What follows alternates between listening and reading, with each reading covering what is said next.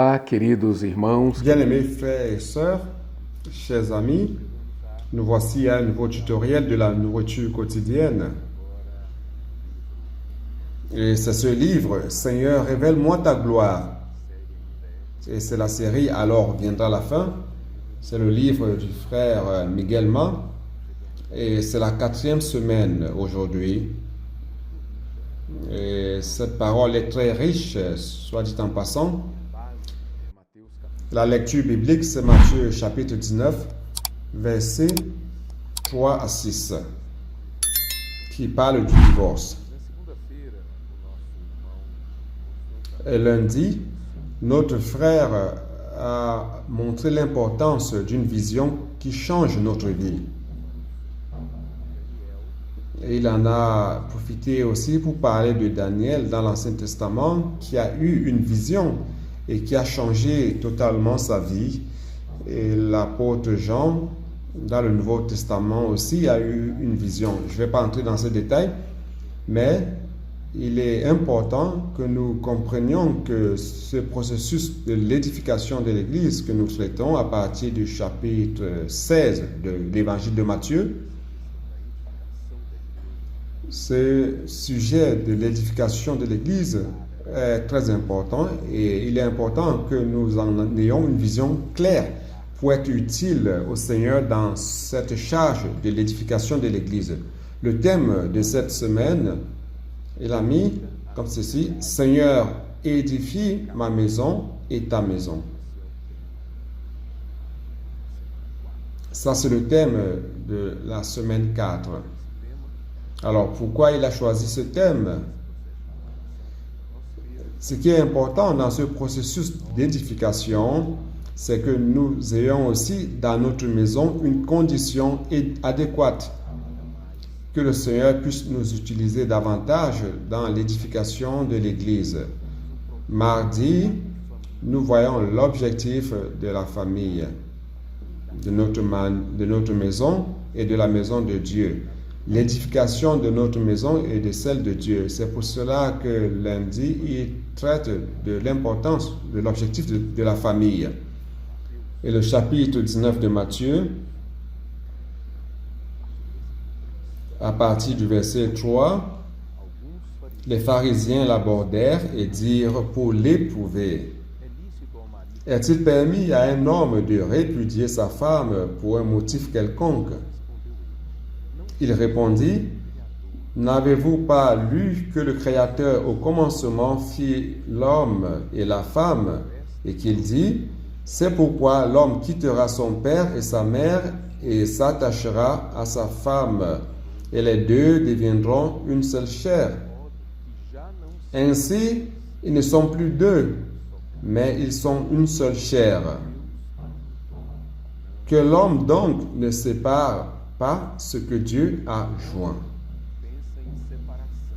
Donc l'homme pense à la séparation. Il pense à répudier sa conjointe.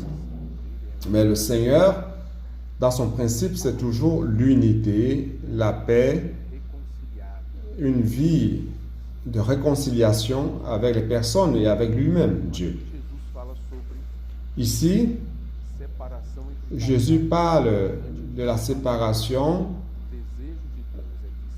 entre les couples. Et il pose une question: est-ce que le désir de Dieu, c'est d'être séparé ou unis? En répondant à la question des pharisiens, Jésus révèle un principe très important qui mérite toute notre attention. Et il nous montre que les réponses à nos questions et à celles que les autres nous posent se trouvent dans la parole de Dieu. C'est pour cela qu'il dit: n'avez-vous pas lu? N'avez-vous pas lu? C'est par rapport à lire la parole de Dieu, pénétrer dans le contenu de la parole de Dieu. Lorsque nous nous tournons vers la parole de Dieu, nous devons prêter attention à ce que Dieu fait, ce qu'il veut faire et ce qu'il dit. C'est ainsi que nous trouvons des réponses. Donc, lorsque nous allons dans la parole, nous voyons la pensée de Dieu, la volonté de Dieu, et nous pouvons comprendre le sentiment de Dieu, ce qui est dans le cœur de Dieu. comment l'homme doit être à la fin de la page 59. Il doit être selon l'image et la ressemblance de Dieu. Il a dit, n'avez-vous pas lu dès le commencement, dans Genèse chapitre 1, verset 26, nous voyons que l'homme a été créé à l'image et à la ressemblance de Dieu. Ce qu'il doit faire, c'est de dominer. Ici, il dit, soyez féconds, remplissez la terre, multipliez-vous, remplissez la terre et dominez. Ici, il est clair que Dieu a créé le couple dans un sens plus ample. Il a créé une famille. Dans Genèse, nous voyons que Dieu a créé l'homme et la femme. Quel est l'objectif, le dessein de ma famille? Quelle est la commission? Quelle est notre commission? La commission de la famille, c'est de se multiplier, remplir la terre et la soumettre, la dominer. Ça, c'est la raison d'être de la famille. D'un côté, nous voyons qu'il y a la multiplication de la vie humaine lorsqu'il y a une union conjugale entre le mari et la femme. Nous avons d'une manière spontanée la multiplication de la vie humaine. Mais ici, Dieu se préoccupe d'une chose encore plus grande. Il veut multiplier l'homme qui lui ressemble, qui est son image et sa ressemblance. Lorsqu'il dit « Soyez féconds et multipliez-vous, remplissez la terre et dominez », c'est parce qu'il désire soumettre cette terre, retirer cette terre qui est sous la domination maligne de Satan, qui a usurpé la terre, et faire en sorte qu'elle retourne vers un état normal de soumission à Dieu, sous l'autorité de Dieu, dans le règne de Dieu. Dieu veut gouverner, il veut créer beaucoup d'hommes, beaucoup d'êtres humains. Quand je parle d'hommes, c'est les hommes et la femme qui lui représentent, qui est son image et sa ressemblance, et extérieurement, qui le manifeste, et intérieurement, qui est sa caractéristique. C'est ce que Dieu espère de nous comme famille, que nous nous multiplions dans ce sens, et aussi spirituel. Ça, c'est la commission que Dieu nous a donnée. Lorsque nous sortons et que nous demandions aux personnes, puis-je prier pour vous, et qu'une d'elles accepte le Seigneur, cette personne reçoit l'image et la ressemblance de Dieu. Elle reçoit sa vie, c'est-à-dire la vie divine. Donc, nous avons une commission, remplir la terre des hommes, qui est la vie de Dieu, afin qu'ils soumettent la terre et qu'ils rétablissent le royaume de Dieu. Une fois de plus, il dit, ça c'est la raison d'être de la famille. Nous ne pouvons pas perdre cela de vue, sinon nous aurons une vie familiale sans aucun sens. Et mercredi, il montre que l'édification commence dans la maison. Ce mercredi est très important. Je vais vous lire certains passages de mercredi. C'est évident de voir cela lorsque les jeunes prennent soin des jeunes, les hommes prennent soin des hommes et les femmes prennent soin d'autres femmes. Lorsque nous parlons de la prédication de l'évangile et de paître les personnes, aujourd'hui, par la miséricorde du Seigneur, nous tous dans les églises, nous recevons la charge de prendre soin des personnes. Ça, c'est le processus de l'édification qui se passe. Les jeunes prennent soin des jeunes, les femmes prennent soin des femmes à travers ce projet merveilleux que les femmes connectées. Les hommes prennent soin des hommes à travers de ce projet aussi, hommes de prière. Donc, nous rendons grâce à Dieu aujourd'hui. Toute la famille est sous les soins. Cela est très important car ça va produire l'édification de l'Église. Le Seigneur veut commencer cette édification dans notre maison. Alors, nous devons prendre soin des familles. Et dit aussi mercredi que la maison, c'est le lieu dans lequel nous devons être plus vigilants. Mais parfois, c'est le contraire qui se passe. Nous sommes vigilants dans les rues, dans les contacts avec les personnes de manière générale, nous commençons à penser à ce que nous allons dire, ce que nous devons dire et ne pas dire, cela je me préoccupe pour ne pas blesser les personnes, n'est-ce pas? Et à la maison, on a une vie plus tranquille. Nous sommes plus pratiques et nous disons les choses d'une manière rapide, sans penser. Et parfois, nous créons beaucoup de problèmes, beaucoup de difficultés dans nos relations. Alors, l'édification de la maison est liée à la relation. Si je fais attention pour parler aux personnes dans mon travail, à l'école, dans mon cercle d'amis, le contact avec les voisins, les contacts que j'ai avec les personnes et en tout autre lieu, si je fais attention à ce que je leur dis, alors je dois faire de même à la maison et avec les frères aussi à l'église. Dans nos services au Seigneur, dans l'église, nous devons faire attention. Je suis en contact avec les frères, je les vois tout le temps et je me dis que je peux lui parler n'importe comment. Non, cela peut blesser et peut causer un préjudice à l'édification. Donc nous devons être vigilants. Soyons plus vigilants à la maison, soyons plus vigilants dans l'église, dans les services de l'église, dans les réunions de l'église. Ne créons pas des problèmes dans nos relations. Et vous allez lire mercredi qu'il y a beaucoup plus d'autres choses. Je dis, l'édification de notre maison précède l'édification de la maison de Dieu. Je voudrais ici mettre en exergue jeudi une portion qui dit ceci. Dans Éphésiens, nous lisons un point essentiel pour l'édification de notre maison et de celle de Dieu. Ceci est très important, c'est dans Éphésiens chapitre 2, 14 à 16. Car il est notre Père, desquels il en a fait un, et après avoir brisé le mur de la séparation, l'inimitié, ayant anéanti par sa chair la loi des ordonnances dans ses prescriptions, afin de créer en lui-même avec les deux un seul homme nouveau, en établissant la paix, et de les réconcilier l'un à l'autre en un seul corps avec Dieu par la croix, en détruisant par elle l'inimitié. Le Seigneur veut détruire tout mur de séparation, toute inimitié qui se trouve entre nous et les membres de notre famille, entre nous et les frères, entre nous et les personnes.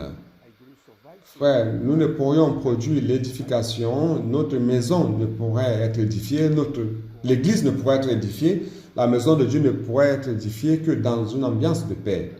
Il n'est pas possible d'édifier l'église dans une ambiance de guerre. Vous vous rappelez que Dieu a dit à David qu'il n'édifiera pas le temple dans l'Ancien Testament, car il était un homme de guerre, un homme qui avait versé beaucoup de sang. Il a dit, c'est ton fils qui va m'édifier une maison, le temple.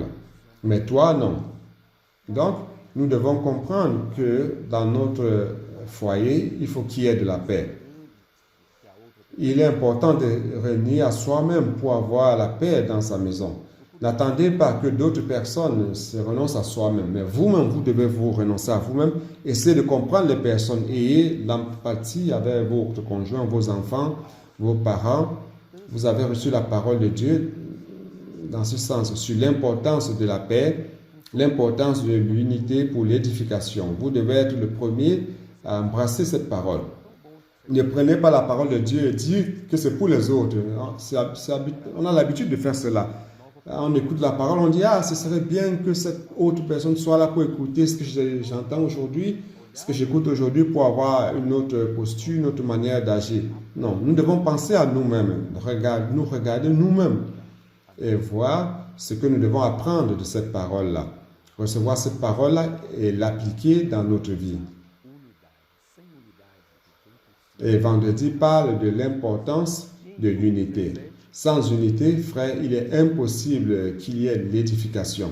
Dans Jean 17, je vais vous lire cette portion de la nourriture quotidienne. On a la prière que Jésus a faite au Père avant d'être pris. C'est une prière intime entre lui et le Père qui montre la communion entre le Dieu trinitaire. Et ça a été enregistré pour que nous le sachions. C'est comme si le Seigneur était en train de prier au Père et nous donne l'opportunité d'être présent dans ce moment de prière intime entre lui et le Père. Pensez au chapitre 17 de l'évangile de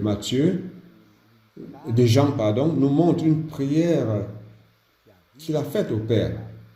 Et la charge de cette prière, c'est l'unité. L'unité qu'il y avait entre lui et le Père, entre le Père et lui. Et il désirait que cette unité puisse prévaloir aussi entre les frères. Et il veut introduire les chrétiens dans cette unité, dans cette ambiance d'unité. Voyons ce que le Seigneur a dit au Père. Je ne suis plus dans le monde, mais il continue dans le monde. Je vais vers toi, Père Saint, garde-les en ton nom, ce que tu m'as donné, afin qu'ils soient un, comme nous le sommes.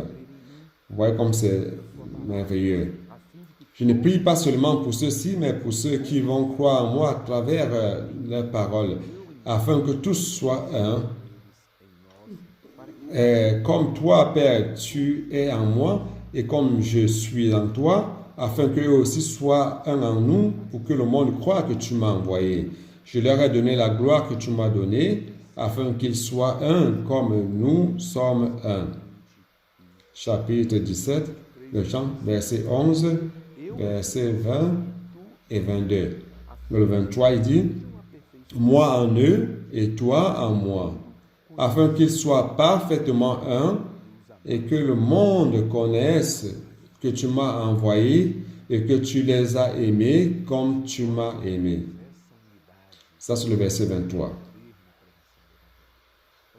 Si nous avons cette unité, nous aurons la puissance dans la prédication de l'Évangile.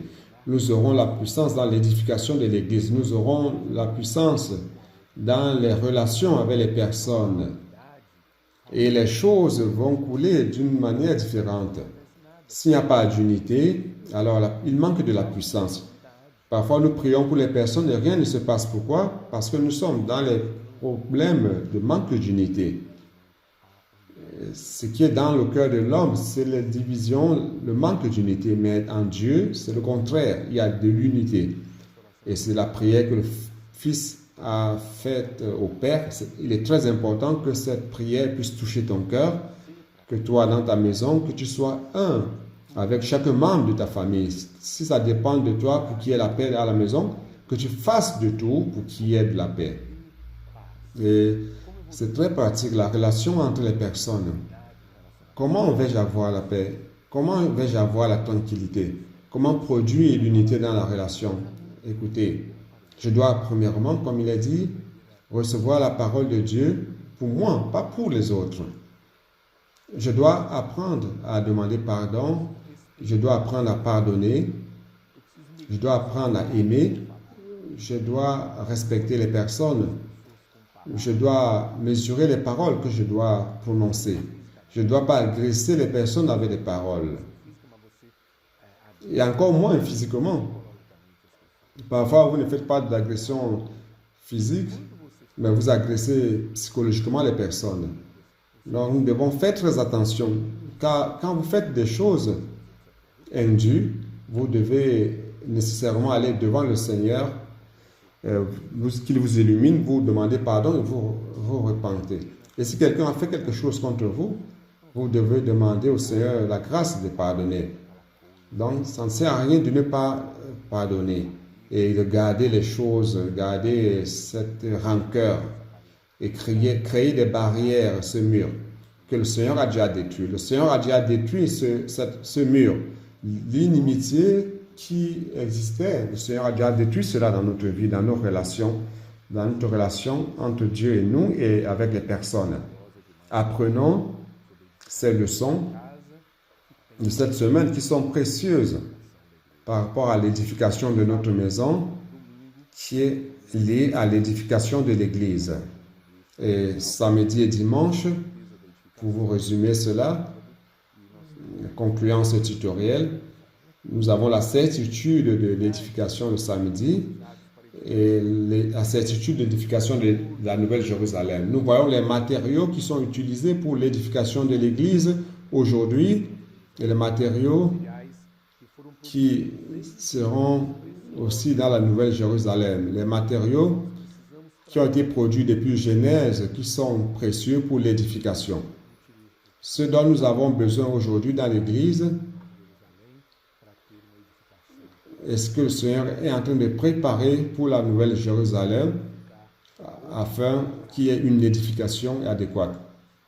Donc aujourd'hui, nous devons utiliser avec de l'or, l'argent et les pierres précieuses et non avec du foin, de la paille et du bois. Ces matériaux ne vont pas subsister à l'épreuve de feu, mais l'or, l'argent et les pierres précieuses vont passer par l'épreuve du feu et deviendront encore plus précieux. Et c'est ce matériau dont nous avons besoin aujourd'hui. Nous avons besoin de la nature divine, de la rédemption de Christ dans notre vie. Nous avons besoin de l'œuvre de l'Esprit Saint, la transformation de l'Esprit Saint dans notre vie. Ça, c'est le résumé de ces 2 derniers jours de cette semaine. Que Dieu vous bénisse.